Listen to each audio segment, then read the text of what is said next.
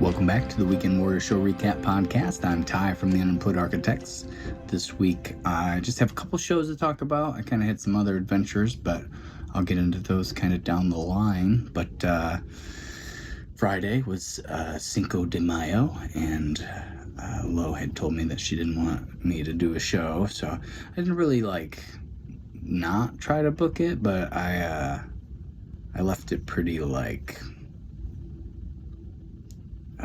not going out of my way to get it booked. So if something fell in my lap, I guess I probably would have taken it, but it didn't happen that way. So I just kind of, left it free because I had a show Sunday and Saturday. So I still had two shows the weekend. We ended up and went and saw Kyle play on Friday, and I had a couple other little things. I had an interview over at WGLT in the morning, 10 a.m., and then I ended up and went out and busked for about 3 hours, which, feeling it now with I always have one of those shows a year pretty much where I don't factor in the being sunny and possibly getting burned. So this was the one, and I definitely got burned. I noticed it about halfway through, but it was just it'll be fine, it's not too bad. And then eventually, of course, it was pretty bad. It's still kind of peeling, and you can see my nose a little red there, but so that was pretty intense. But it was fun to be out in the street. I haven't done that in a while, and I had the free time. I didn't get as much practice time on Thursday as I was wanting, and I was gonna have to practice on Friday anyway, probably a little extra long. So I was just I'll just go out, and it's a beautiful day outside, so it was just fun to be out there and work through some songs and play for some strangers. And you never know what's gonna happen out there, so it's an adventure for sure. The interview in the morning was kind of about my performance coming up at the Uptown Circle in Normal, and not for a little ways. It's not for a little while from now, but the person booking it was trying to get ahead of it and get some other people involved, or there's other interviews that she had to do probably about that. So I got in there, and it was a pretty good conversation. I think I had one dead spot or something, but just talked about everything kind of going on, so be on the lookout for that. And then we saw Kyle play in the evening, and just killed it as always. We were only there for about 45 minutes because we ended up and decided to go to a movie. We went to the new Guardians of the Galaxy, which highly recommend. Very good movie. Probably the best Marvel movie I've seen in a few years, but I mean, Infinity War, one of my favorites, and then this one is definitely up there. There's a couple other ones, but I don't know, I didn't like Endgame as much as I was hoping. Still good, and then some of the other ones, you kind of get over that initial coolness, and then you rewatch them and you're maybe these aren't as good as I remember. But I wasn't expecting Guardians of the Galaxy to be that good, but I ended up and thought they did a really good job. It was 2.5 hour movie, and I was engaged in the whole story, and it was just a really solid movie. So if you're looking for something to do, definitely go check that movie out.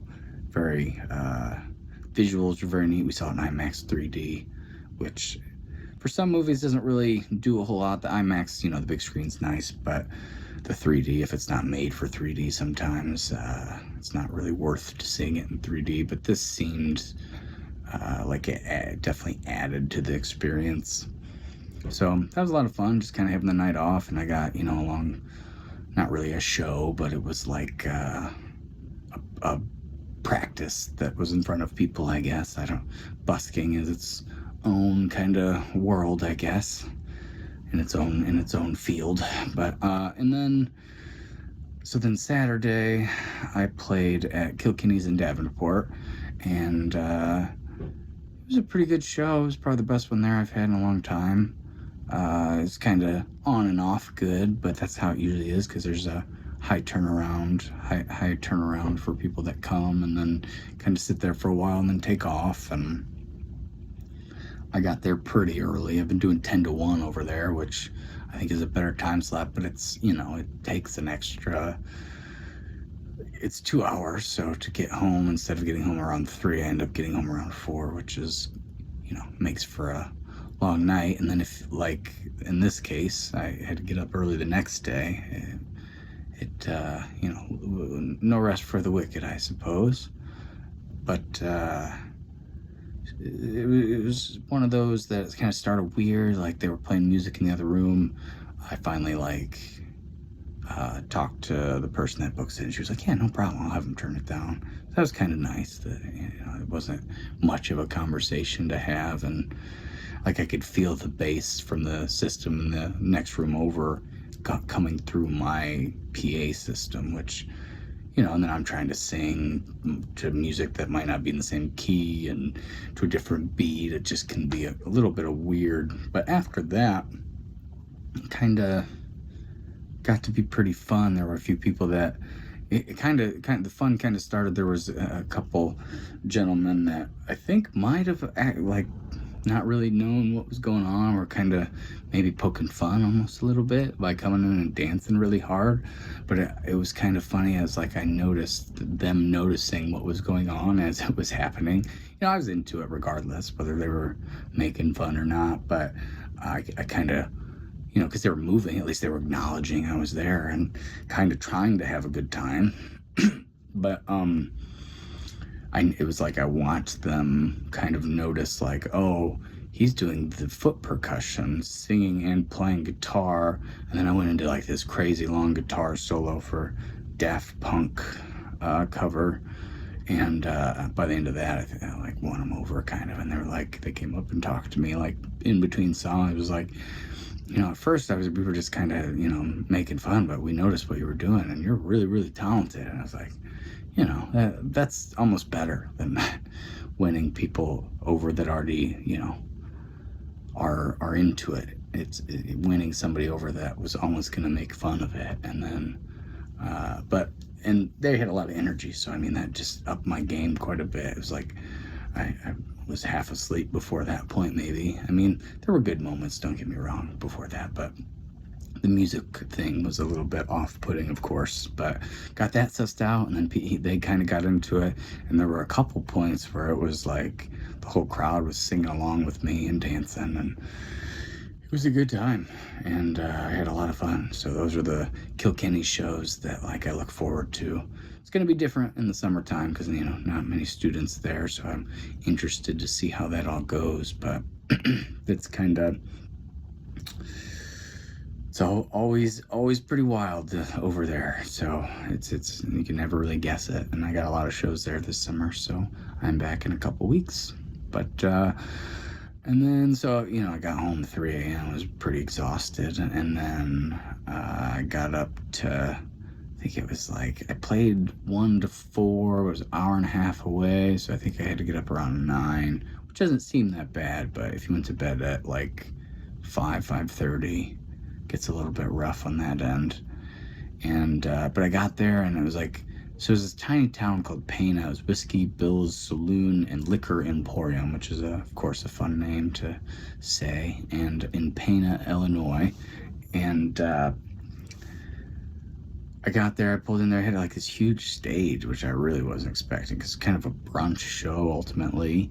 And so I wasn't really, I was kind of caught by surprise and caught off guard by that, but in a good way. And so, of course, my mentality going into the weekend was I'm going to make everything kind of simple and easy to set up and tear down, maybe not do my big setup with my organ pedal and my extra pedal board, but because it was a big stage, I felt like I should fill out the sound. And so I really pulled out all the stops, I guess, and did the whole big setup, and it ended up, and I feel like it sounded pretty good. It was a little weird in the fact that the stage was the back and the ceiling were made out of metal, so it had kind of I don't know if this is weird to describe a sound as sounding a little metallic, but that's kind of, there's a kind of a weird frequency kind of vibrating, a metallic vibration throughout but it sounded pretty good. I had kind of a weird thing happen right away where I was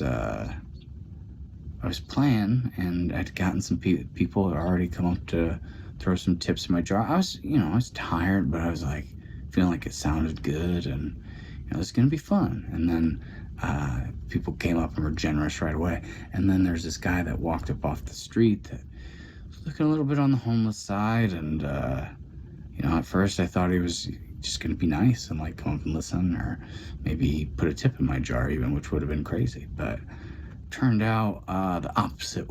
He ended up, and he was acting like he was grabbing one of my stickers, but he was pulling money out as he was doing it, and I was watching him do it. And so that was like a really weird situation to be in, because it was like, I don't want to have to be that guy that's like, hey, put that money back.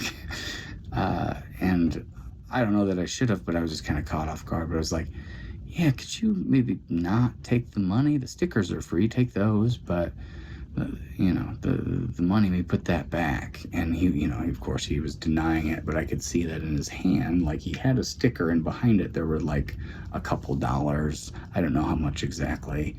And eventually, it was kind of weird how it was set up. I did post some pictures if you're curious, but it had like a big stage, and then a big like open area, like field, and then that's where like the brunch kind of was. And so I was hoping somebody would maybe come up and take care of it for me. All the years I've done this and put the stickers and magnets out and just say, free stickers, magnets, and then I have a sign under it that says tips appreciated, just hoping that people will donate a little money if they take something. But not that they need to, because it's promotional material. So I mean, they can scan the QR on it and follow me pretty much anywhere. Nobody has ever come up and taken money out of my tip jar. So that was weird and put me in definitely a weird headspace. And I was like, part of me was second guessing myself. Maybe I saw it wrong, or maybe he was being nice, or I don't know. But it was distracting to think about it for the rest of the show. And I don't want to come off being like a dick. And that's kind of how I was feeling. And ultimately, if he did take money, it was donations anyway. So I should have just probably been like, all right, well, I guess he gets, gets some of the goodness of people that have put it in my tip jar. You just spread that good energy. But I don't know, I didn't know how to react, so it wasn't my most proud moment, I would say. But I don't know regardless, I probably just shouldn't have said anything.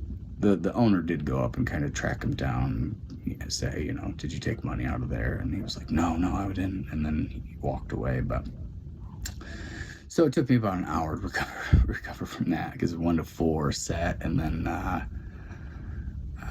so I eventually took a break, and I still think it sounded pretty good, and people were halfway into it. I just had like a weird energy to me, I think. And then eventually kind of felt more comfortable. And on my break, a couple of people came up to me and were like, oh, we saw that was bad, so I felt a little vindicated about it a little bit. But just one of the weird things that happens on the road, I suppose. And so then played the rest of the show. I had a weird thing happen where a guy came up to me and was like, I remember you from TikTok. Like, I follow you on TikTok. I was like, heard your voice, and I was like, I recognize that. And then he realized it eventually, that's how he knew me. And I don't think I've ever met a TikTok person in general. So it was just kind of a weird thing, because in my mind, maybe to an extent, they're imaginary, or I don't know. It was kind of cool that you know, I put all this work into these videos and posting on it every day to actually meet somebody who's seen the videos in real life, I guess. But, and then the other story about that day is that I got about 30 miles off from the show, away from the show, after everything's packed up. Rained on me the whole time I was turned down, but it was good that it waited, so I made some money. And so yeah, I packed everything up in the pouring down rain and got on the road and was feeling really good about like, oh, I did it. You know, I'd made the whole weekend and made some money, and I was outside of Decatur, and the light came on my car that was like, battery recharge system, or check battery recharge system. And so that was, at first I was like, oh, like this is gonna be rough. And then the battery light came on and eventually went off. I was like, woo. And then about another 10 minutes it came back on, and then all my other lights started flickering, and eventually my whole electrical system went down. And then I was you know, just driving without all the screens, and eventually, you know, it was saying I was going 70, but I could feel my car slowed down. And that was just the speedometer, because the actual little screen that usually says my speed was gone. And then, so after that, it just died completely. I pulled off to the road, but couldn't get it restarted. Had to get a tow truck to come, and there was a little trouble finding me. I didn't end up and get home till 9:30, but kind of how the rest of it went was, you know, I was playing it by ear, just kind of rolling with the punches. That's pretty much all you can do. There's no real reason to get too frustrated about any of this. I knew I would find a way to make it home eventually. So I guess my first thought was, after I talked to the tow people, as they said they knew somebody in town that can maybe take a look at it tomorrow. So I was like, okay, well, I'll drop it off and try to figure out from there where to go or what to do if I was to end up staying in town or going back to Bloomington, coming back a different time. But I found out that once we got there, that it was a 120. It costed $125 for the tow. They said it would be $325 to take it back to Bloomington. So I ended up and just did that because, you know, at least I'll be at home. It'll be at a garage where I know the people. I mean, and so, you know, that was all the money I made that day, of course, went towards that. So it's just, I guess that day was just all about the good times, not about any sort of financial gain. And then, of course, I had to pay for the car to get fixed also, which was a lot of money. And it's the alternator, but for some reason it cost more than you would think an alternator would because of where it was in my car or whatever. But anyway, I got that taken care of. But it was a long weekend after that because I didn't get home till so late and I hadn't slept that much, and that Sunday show was a little weird in some ways. But yeah, I mean, that's pretty much the whole weekend. I'm trying to think if there's anything else. I've been working on some video stuff for Digital Soul, which is coming out June 23rd, which is a Friday, so next month. Pretty excited about that, but down on the financial front, so don't know when I'm going to get back in the studio to start working on Wings again. I think Wolf and I might start working on one here, that'll be more acoustic, laid back vibes, but we'll see what happens this week. I got 3 shows, 12 bar tomorrow night in Peoria, and then it's gonna be another, you know, no sleep night probably, because get back around 12, and then I think I have to get up at like 4 a.m. to make the morning show, which is Vine Street Market in O'Fallon, kind of near St. Louis. And then I have an event called Beef and Bourbon and Chilla Coffee that evening. So a lot of driving and a lot of getting up early, but should be a fun weekend. I'm just up for the adventure, so we'll see where it takes me, and hopefully I have some good stories next week that are a little bit more on the positive side. But the shows this week were fun, ultimately, and I got some good clips of stuff to post for social media, which is good. But yeah, that's pretty much it. As always, I appreciate anyone who takes the time to listen, and you know, I'll talk to you next time. You have a good one. All right, bye.